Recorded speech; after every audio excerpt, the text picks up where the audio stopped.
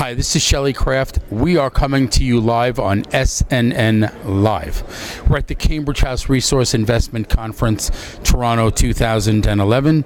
I am standing next to William Woods of the CNSX, which is an exchange in Canada. William, welcome to SNN Live. Shelley, thank you very much. Great to be with you. Now, let's get the folks out there may not know of CNSX because it's a lot of U.S. investors. Right. I'm sure all of my Canadian viewers know all about the CNSX. So let's just drill down. Tell me what's going on there. Sure. Well, first of all, CNSX stands for the Canadian National Stock Exchange. So we're a national exchange here in Canada. We're a competitor to the Toronto Stock Exchange. We think of them as a small regional exchange here in Toronto. We're growing very, very fast. We're now up to 153 securities, about 130 companies, and we're adding approximately 3 to 4 companies a month on average. Some of them new listings, doing IPOs, some of them switching from the TSX Venture and the TSX. Why would they switch? They prefer our streamlined regulatory model, which is a combination of a full disclosure regulatory model and lower listing fees. The result is it's a lot easier for a company to get listed and easier for the company to maintain its listing.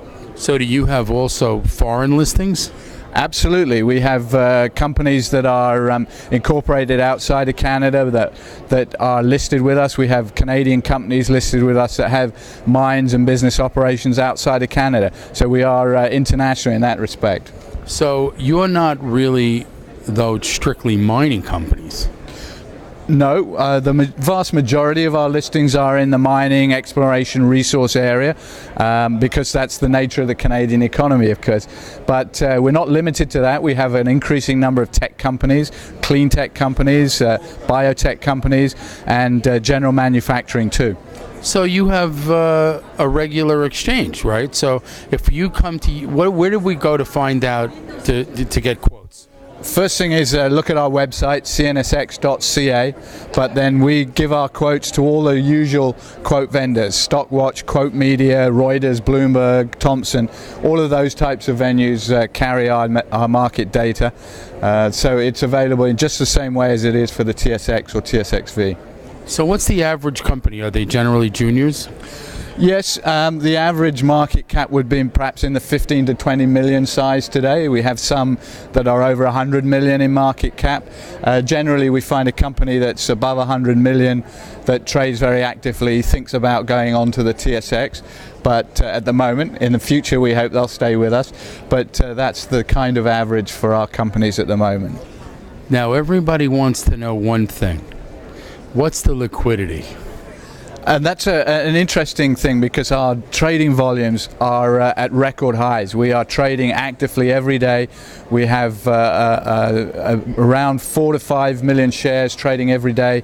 And the exciting thing for me is that the depth of that. It used to be 1 or 2 counters that were active every day. Now you'll see great liquidity in 5 to 10 stocks every day. So it's really increasing. It's very exciting. So like other exchanges, it's a specialist system as opposed to a market-making system? We call it a central limit order book, which means it's an auction system. Everybody's orders go into the central limit order book and they have equal weight. So the market makers don't dominate the system, the market makers don't dictate the prices. The prices are set by the bid and asks coming together in the auction market. So it's a very open, transparent system, not a quote-driven system. Does size have precedent over price? No, it's strictly price and time priority. There is a broker preference. If it's from the same house, you'll get preference at the same price, but it's otherwise strict price over time priority. So I want to ask you a question, William. Yeah. How do U.S. investors find stocks, and can they invest through the CNSX? That's a very good question. It's the same for CNSX as it is for a stock listed on TSX. In other words, you have to go through a broker. So traditionally what will happen is the US investor will have an account with a US broker, maybe an online broker like a Scottrade or a TD Waterhouse, Ameritrade. That broker will negotiate what we call a corresponding broker arrangement with a Canadian broker, and the correspondent broker here will put the order into the market in Canada. So it's exactly the same process, but it does have to go through a broker.